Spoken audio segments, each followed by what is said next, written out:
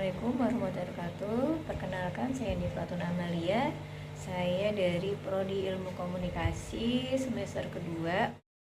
Dalam logika, term itu merujuk pada kata atau frasa yang menyatakan sebagai suatu objek, suatu ide atau konsep yang menunjuk pada proporsinya.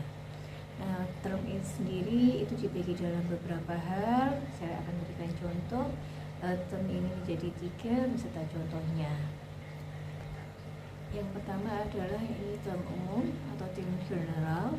Ya, ini adalah term yang merujuk pada sifat atau ciri yang sama. Jadi sekelompok objeknya itu memiliki ciri yang sama. Misalnya manusia. Nah, itu karena sekelompok merujuk pada individu yang termasuk dalam kategori manusia. Kemudian yang kedua yaitu term khusus ya atau spesifik. Jadi ini adalah merujuk pada yang spesifik dan unik.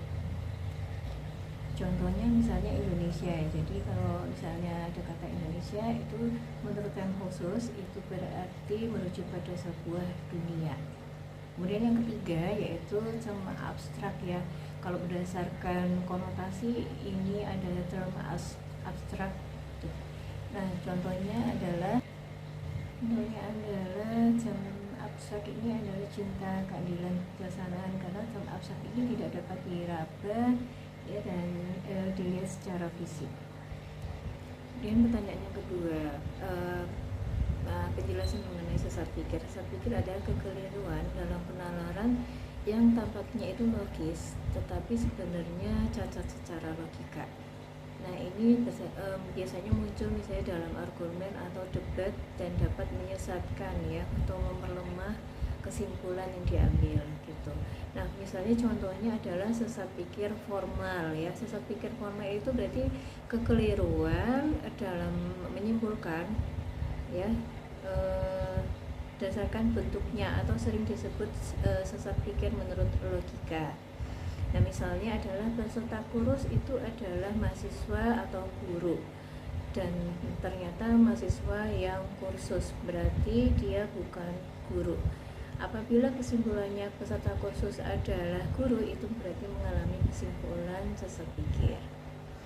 Nah, kemudian pertanyaan, bagaimana sih agar terhindar dari sesat pikir? Yang pertama itu adalah pahami dulu jenis sesat pikir umum. Semakin banyak mengenal bentuk falasi, semakin mudah mengenalinya. Kemudian fokus pada argumennya, jadi bukan orangnya. Misalnya evaluasi logika dan bukti, bukan siapa yang menyampaikan. Kemudian latih berpikir kritis dan skeptis, jangan mudah menerima kesimpulan tanpa melalui alur logikanya.